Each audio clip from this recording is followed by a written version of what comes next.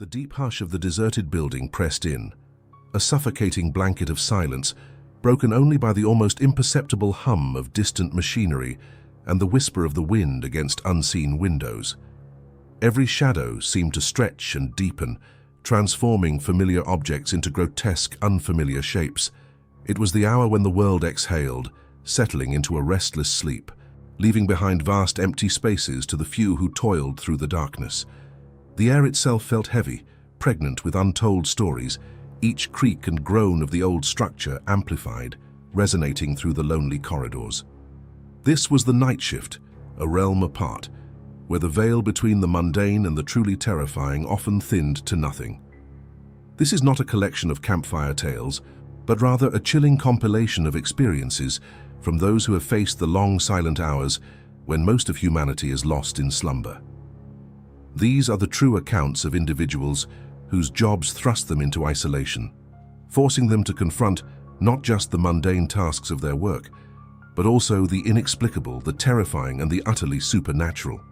For the night shift worker, the darkness isn't just an absence of light. It's a presence, a watchful entity that plays tricks on the mind, preys on fears, and sometimes reveals things that defy all logic and reason. The psychological toll of these encounters can be immense, leaving scars that linger long after the sun rises. Imagine the security guard patrolling an empty office complex, the rhythmic tap of his heavy boots echoing through cavernous lobbies. Every door is locked, every window secured, yet an unsettling feeling prickles at the back of his neck. He checks his watch, counting the minutes until dawn, when the building will once again burst with life, chasing away the shadows that now seem to writhe just beyond his peripheral vision. His routine, a comforting shield against the dark, begins to fray at the edges as the quiet hum of the building takes on a new, more sinister tone. A flicker of light in an unoccupied office, a faint whisper carried on a non-existent breeze, the distinct sound of footsteps on the floor above, even though he knows with absolute certainty that he is the only living soul within these walls. The rational mind scrambles for explanations, attributing every anomaly to the building settling, to drafts, to an overactive imagination fueled by exhaustion and isolation. But some things resist rationalization, pushing the boundaries of belief, leaving an indelible mark of dread. One such guard, a man named Arthur, had prided himself on his unwavering composure, a trait honed over decades of night work. He knew every creak and groan of his assigned building, a sprawling, antiquated library. Yet, one particular night, his practiced calm began to unravel. As he made his rounds through the hushed stacks, a feeling of intense scrutiny settled upon him, as if countless unseen eyes were following his every move.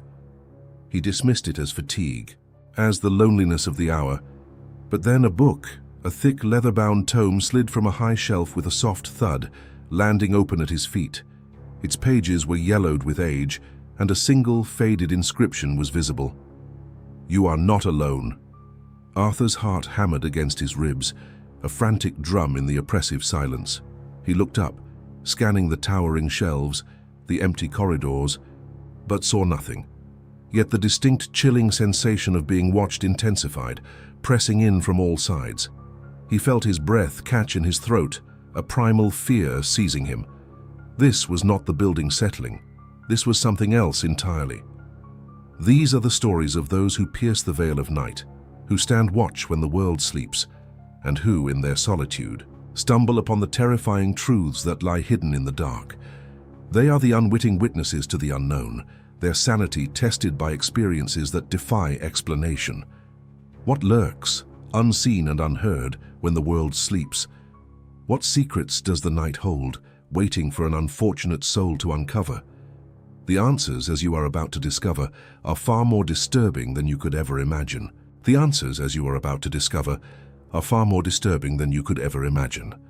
Among those who faced such unsettling realities was Mark, a man whose past as a soldier had forged him into an individual of unwavering discipline and a pragmatic outlook on life.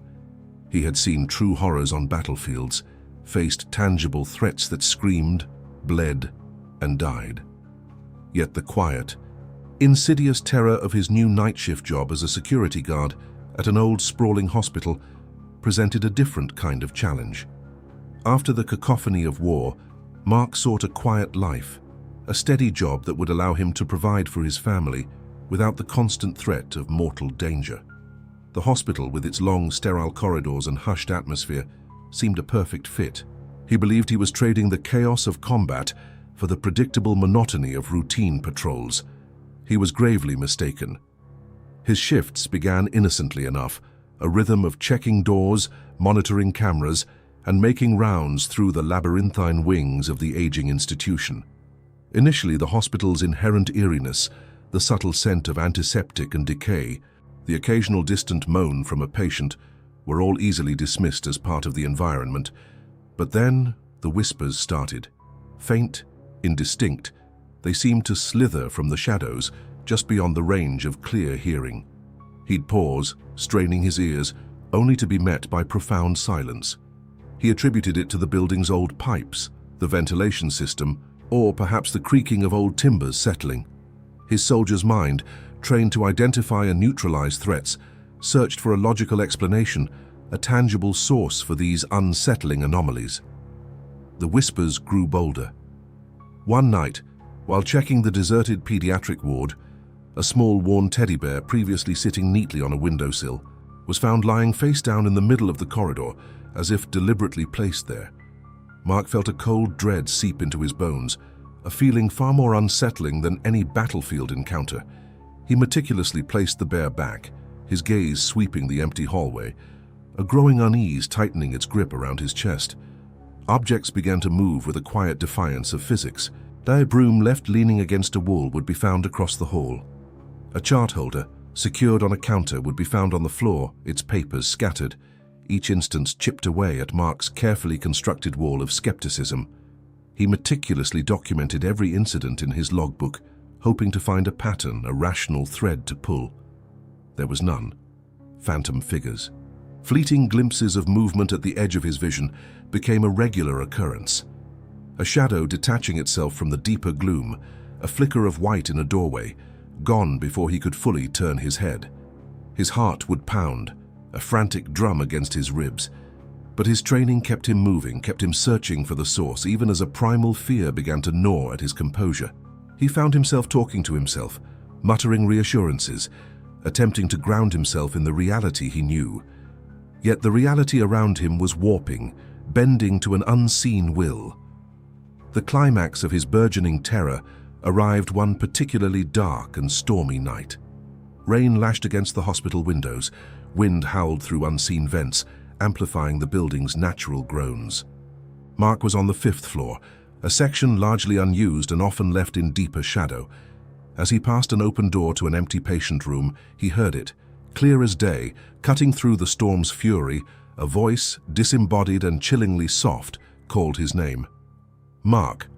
It was a whisper, yet it resonated with an unnatural clarity, a sound that seemed to emanate from the very air itself, from the empty space within the room. Mark froze, every muscle tensed. He stood paralyzed, his breath caught in his throat, his gaze fixed on the impenetrable darkness within the room. His military training screamed at him to investigate, to confront the unknown, but a deeper, more ancient instinct urged him to flee. This was not a tangible enemy. This was something else entirely. He stumbled backward, a guttural gasp escaping his lips, his heart hammering against his ribs like a trapped bird. He didn't walk. He almost ran, retreating from that floor with a speed he hadn't known he possessed. He reached the security office, shaking, sweat beading on his forehead, his uniform clinging to him. He slumped into his chair, trying to steady his ragged breathing. He knew, with a certainty that chilled him to the bone, that this was not over. The entity, whatever it was, knew his name. It had acknowledged him. He had fled, yes, but he also knew with a chilling premonition that he would have to return. The night was long, and the hospital held its secrets close, but it had just whispered one directly into his ear. The hospital's secrets, however profound, were merely a prelude to the insidious terrors that awaited others. Far from Mark's haunted corridors, a different kind of isolation brewed at a remote gas station. Sarah, a young woman with dreams of college, found herself immersed in the graveyard shift, the fluorescent hum her constant companion. Her motivation was simple: save enough money to escape the small-town life, to build a future beyond the dusty roads and flickering neon signs. Her family had warned her about the loneliness, the vulnerability of working alone through the darkest hours, but Sarah, driven by ambition, had brushed aside their concerns.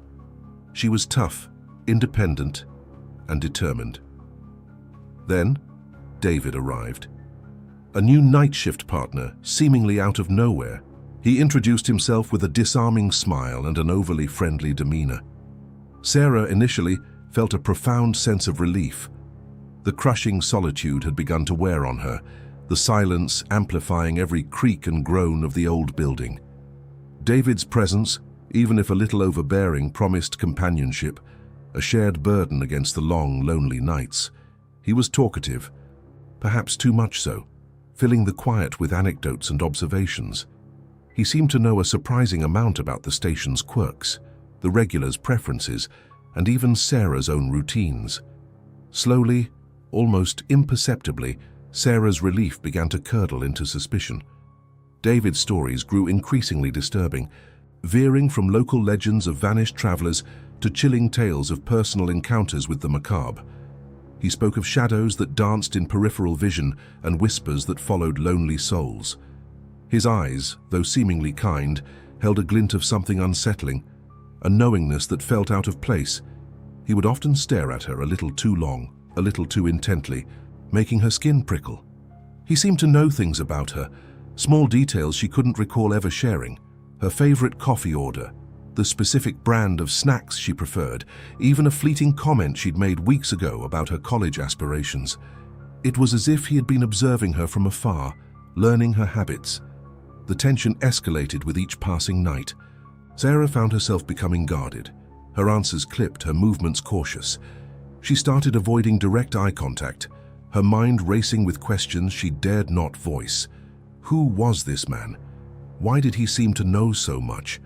A growing sense of dread coiled in her stomach, tightening with every one of David's unsettling smiles.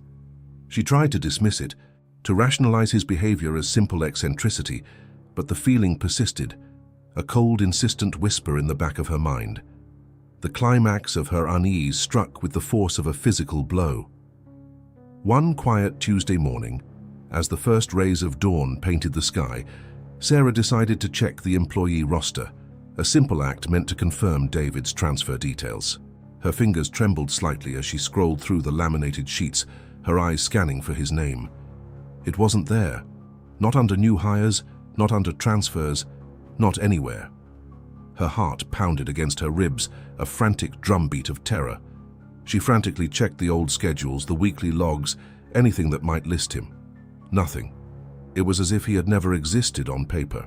A cold wave of realization washed over her. David wasn't supposed to be there. He wasn't her partner. The real night shift attendant, a quiet older man named George, had been scheduled for the past 2 weeks. George, who had called in sick just as David had appeared. George, who she hadn't heard from since. Sarah's breath hitched in her throat. Every unsettling story, every knowing glance, every unnerving piece of personal information David had shared clicked into place with terrifying clarity. He wasn't just odd, he was an imposter. Panic seized her. She scrambled, her hands fumbling, locking the main entrance doors, pulling down the blinds. She retreated to the small, cramped office at the back, a single light bulb casting long, dancing shadows. She locked the office door, barricading it with a stack of old accounting ledgers, her breath coming in ragged gasps. Who was David? Where was George? The gas station, once a beacon of light in the darkness, now felt like a cage, and she, Sarah, was trapped within it, utterly alone. The silence that had once brought relief now echoed with a sinister promise, a chilling testament to her profound isolation. The world beyond the gas station windows dissolved into a blur for Sarah, her terror a suffocating blanket. Meanwhile, miles away, in a different kind of isolation, Thomas found himself grappling with echoes of a past far more ancient than his own. He was a lone maintenance worker, a silent sentinel in the cavernous, abandoned textile factory that had become his sanctuary. The factory, a hulking monument to a bygone era, offered him a peculiar solace. Its silence, broken only by the creaks and groans of settling metal and wood, was a welcome balm to a soul scarred by recent personal tragedy. He sought oblivion in its vast, empty spaces, hoping the sheer scale of its desolation would dwarf his own grief. At first, the strange occurrences were subtle, easily dismissed as the factory's natural decay. A rhythmic clanking from an unused machine, a faint whirring sound that seemed to emanate from nowhere, the distinct scent of oil and old cotton that sometimes permeated the air when no work had been done for decades. Thomas, a pragmatist by nature, attributed them to the shifting of old pipes, the wind whistling through broken panes, or simply his imagination, still raw from loss. He'd lost his entire family in a sudden, brutal accident, and the world had since felt muted, distorted. He often wondered if his mind was playing tricks, trying to fill the void with phantom noises and smells. But the incidents grew more insistent, more personal. He'd find tools moved from where he'd left them, their cold metal still bearing the faint imprint of spectral hands. The heavy industrial looms, long since disconnected from power, would occasionally judder, their massive gears grinding out a low, mournful sigh. One evening, as he walked through the main weaving hall, a distinct high-pitched giggle seemed to float from the rafters, followed by a child's plaintive cry. Thomas froze, his heart hammering against his ribs. He was utterly alone in the factory. He had been for months.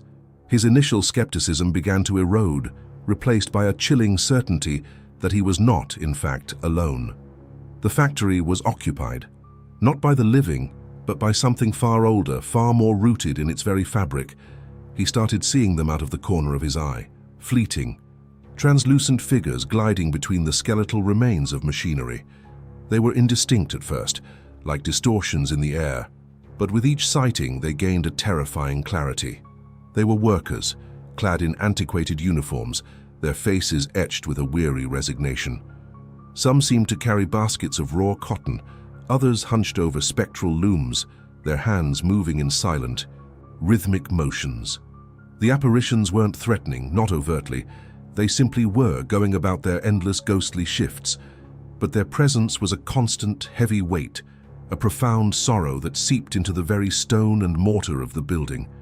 Thomas felt it, a pervasive melancholy that transcended his own grief, merging with it, amplifying it. He found himself not just observing, but feeling their silent lament, their endless toil. The climax of his haunting came on a particularly dark night.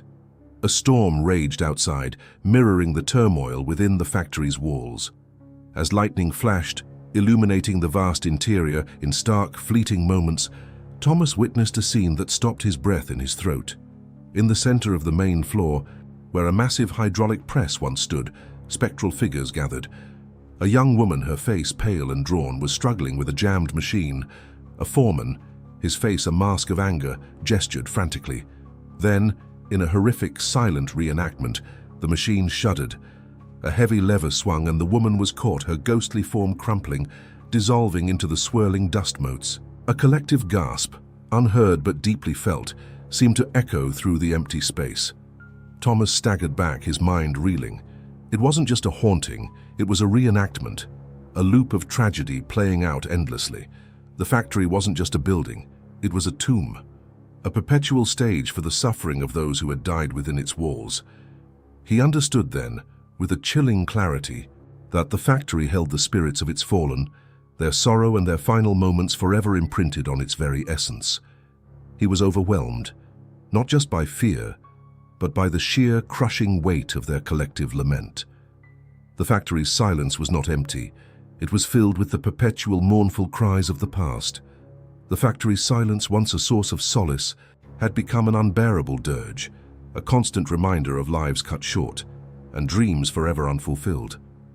Thomas, though shaken to his core, knew he could not remain. The weight of the spectral factory workers, their silent suffering, threatened to consume him. He fled that night, leaving the echoes of their lament behind, forever changed by the factory's dark secrets. And so, the night shift continued its relentless march, revealing new horrors in unexpected places. This brings us to Emily, a night nurse whose quiet shifts at St. Jude's Hospital were meant to be a penance, a path to redemption, after a medical mistake that haunted her waking and sleeping hours. Her motivation was clear: to dedicate herself to selfless service, hoping that each patient cared for would somehow atone for the life she felt she had failed to save. St. Jude's was an old building, its corridors often creaking with age, but its modern wing, where Emily worked, was usually quiet, its sterile environment a stark contrast to the emotional turmoil she carried within. Yet there was one room, 404, that always felt different. A persistent chill permeated it, even when the heating was on full blast.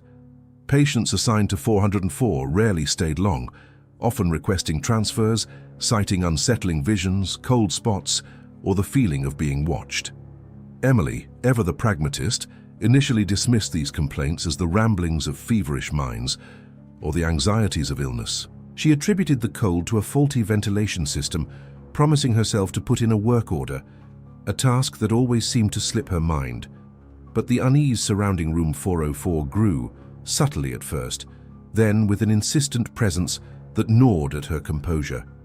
The feeling wasn't just in the room, it seemed to follow her, a cold tendril reaching out whenever she passed its door. Patients, even those lucid and calm, would describe a shadowy figure at the foot of their bed, sometimes whispering, sometimes simply observing. They spoke of a profound sadness emanating from it, a raw, aching despair that mirrored Emily's own hidden grief. Emily tried to rationalize it, to maintain her professional facade, but the uncanny connection between the entity's apparent sorrow and her own guilt began to prick at her consciousness. Was this a manifestation of her own tormented mind, or was something truly amiss? The entity in room 404 seemed to feed on her fear, on her deeply buried shame. The colder the room became, the more vivid the patient's descriptions, the more Emily felt her own anxieties amplified, her past mistake replaying in her mind with agonizing clarity. The rising tension culminated one night when Emily was performing her rounds. A new patient, an elderly woman recovering from surgery, had been assigned to 404. As Emily entered, a wave of intense cold washed over her, raising goosebumps on her arms.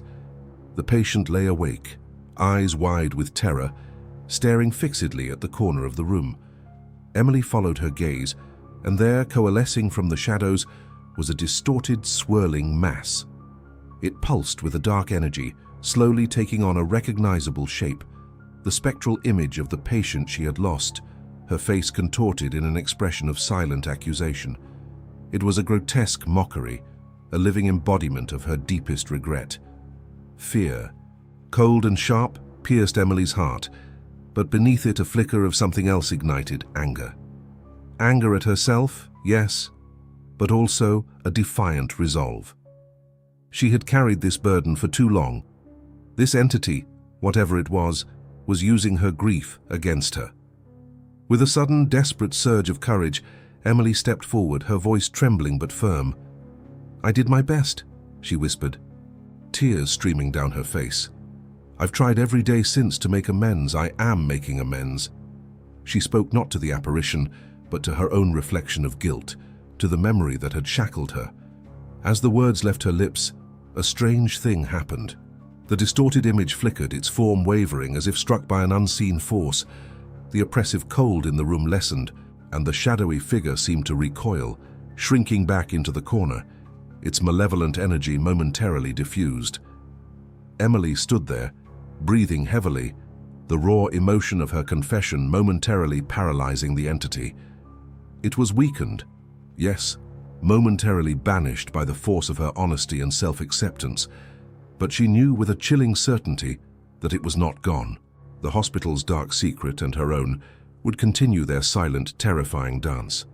The spectral image, though diminished, still lingered, a stark reminder that even partial victories offered little solace against such deep-seated malevolence.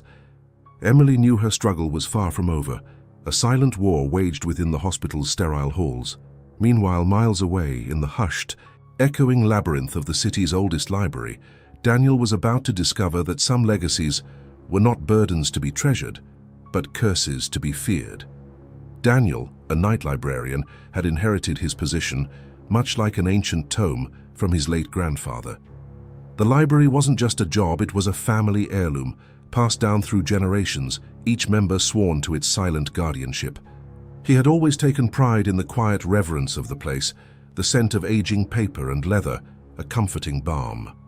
His motivation was simple: to continue a tradition, to honor the memory of a man he deeply admired. Yet, beneath the veneer of familial duty lay a tremor of unease, a sense of an unacknowledged burden, a dark family secret whispered only in the deepest shadows of their lineage. His shifts were usually tranquil, punctuated only by the soft rustle of turning pages or the occasional creak of an old floorboard. But lately, an unsettling disquiet had permeated the air. Books, meticulously shelved, would appear on different shelves, sometimes even on the floor. Their pages splayed open to obscure passages. He initially dismissed it as forgetfulness, the quirks of an old building settling, or perhaps the playful mischief of an exhausted mind. Then came the whispers. Faint at first, like the rustle of dry leaves, they would coalesce into indistinct murmurings, guiding his gaze to sections of the library he rarely visited, to forgotten corners brimming with dusty, leather-bound volumes. As the incidents escalated, Daniel's initial amusement turned to genuine apprehension. He began to notice patterns, the whispers always leading him to the more esoteric texts, those dealing with ancient lore, forgotten languages, and occult practices. It was then, amidst the growing strangeness, that he stumbled upon his grandfather's hidden journal, tucked away in a secret compartment beneath his old desk. The journal wasn't just a diary, it was a chronicle of an obsession, a descent into forbidden knowledge. His grandfather, a man Daniel had always seen as a pillar of quiet wisdom, had spent his nights not just preserving knowledge, but pursuing it, delving into the very darkest corners of human understanding. The pages spoke of rituals, of pacts, and most terrifyingly, of a family curse. The emotional development within Daniel shifted from simple curiosity to a chilling realization. The whispers, he now understood, were not random. They were deliberate, insidious, revealing fragments of the family curse connected to a specific, unnamed book. His grandfather's writings detailed how their lineage was bound to this curse, guardians not just of the library, but of a monstrous secret, a price paid for the knowledge they had hoarded. The more Daniel read, the more the pieces clicked into place, the strange happenings in the library taking on a sinister, purposeful intent. He wasn't just working in a library, he was living within a ritual, a slow unfolding narrative orchestrated by forces beyond his comprehension. The tension mounted, thick and suffocating. As Daniel followed the journal's cryptic clues, the whispers now a chorus in his mind, urging him deeper. His heart hammered against his ribs as he finally located it. The cursed book. It wasn't grand or imposing, but rather unassuming, bound in dark, plain leather, devoid of any title. As his fingers brushed against its cold, smooth surface, a spectral figure materialized directly before him, emerging from the very air as if summoned by his touch. Its form was translucent, shimmering like heat haze, yet undeniably familiar. It was his grandfather, his eyes wide with an agony Daniel had never witnessed, his spectral hand reaching out, a silent warning etched on his ethereal face. In that horrifying moment, Daniel understood the true price of his family's knowledge. The whispers, the moving books, the growing dread, it all coalesced into a single terrifying truth. The family curse was not merely a story, it was real, a living, breathing entity, woven into the very fabric of his bloodline. And now, as his spectral grandfather faded back into the shadows, a chilling certainty settled upon Daniel. He was its next victim, the next guardian of a legacy steeped in darkness, bound to a fate he could not escape. The library, once a sanctuary of wisdom, had become his prison and the night his tormentor. The chilling revelation of his family's curse left Daniel reeling, but the world outside the library continued its relentless spin, and for Linda, the elderly diner owner, her own battle was just beginning. Her diner, Linda's last call, a beacon of warmth and greasy comfort on the outskirts of town, was more than just a business. It was a living monument to her late husband, Frank. Every chipped mug, every worn vinyl booth, every sizzle from the grill echoed his laughter, his unwavering dedication. Linda, with her formidable resolve and a spirit as unyielding as her cast-iron skillet, had vowed to keep his legacy alive, resisting the encroaching waves of modernization and the sterile allure of chain restaurants. But now something far more sinister than economic pressures threatened her cherished establishment. It began subtly, with misplaced utensils and flickering lights, easily dismissed as the quirks of an aging building. Then the night staff started whispering about cold spots that moved, about disembodied whispers slithering through the kitchen, about objects falling from shelves with no apparent cause. The whispers soon turned to screams. One young waitress, a timid girl named Brenda, swore she saw a shadowy figure standing by the jukebox, its eyes glowing with malevolent intent, before it vanished into thin air.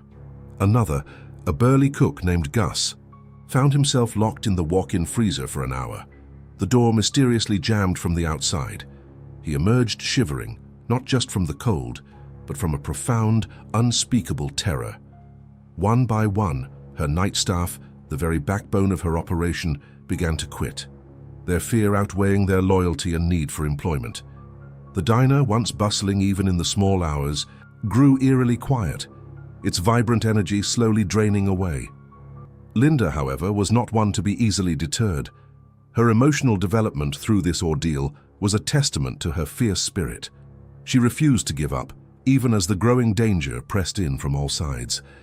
She tried to rationalize, to explain away the strange occurrences, but deep down, a cold dread began to fester.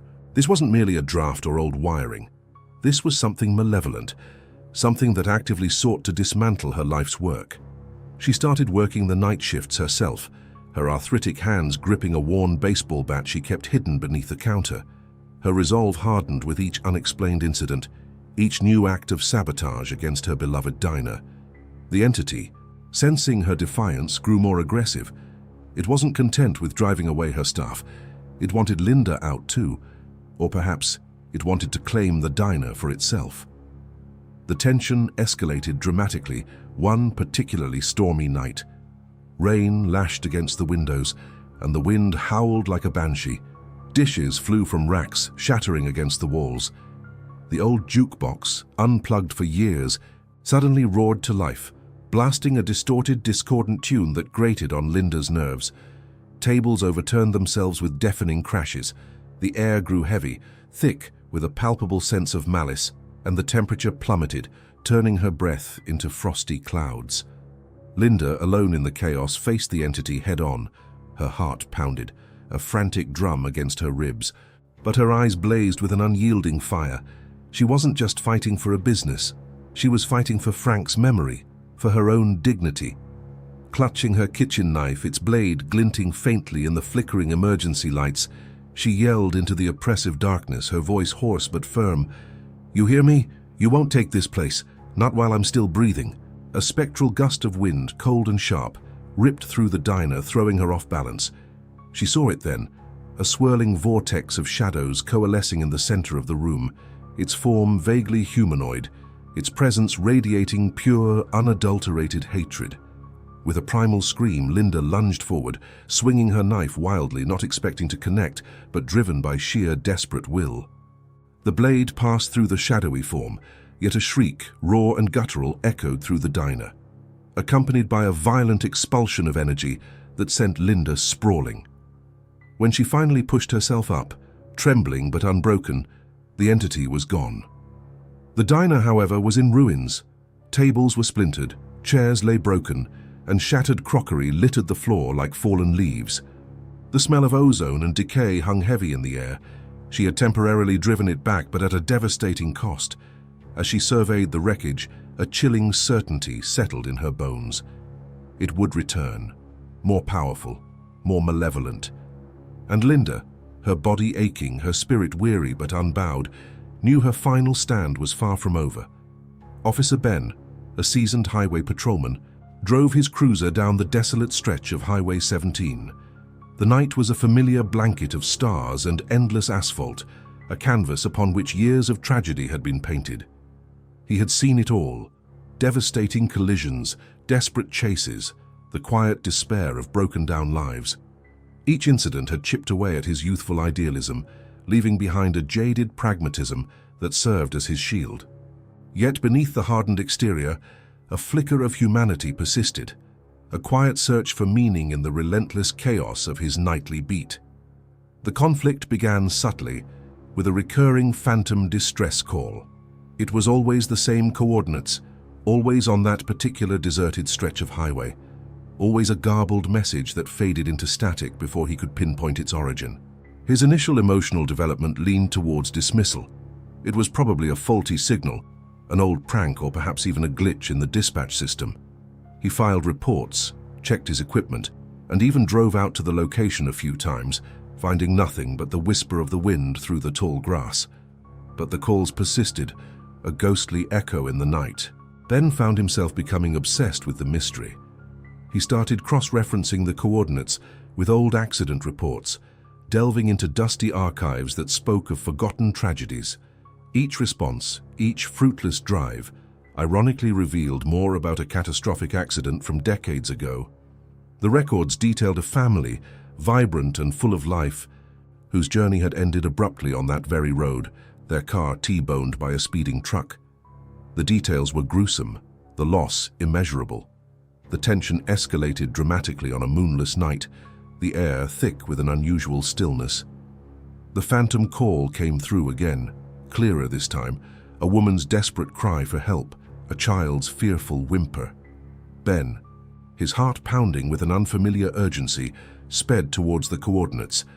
As his headlights cut through the oppressive darkness, he saw them, not as apparitions, but as vivid, almost corporeal figures, shimmering faintly in the beam.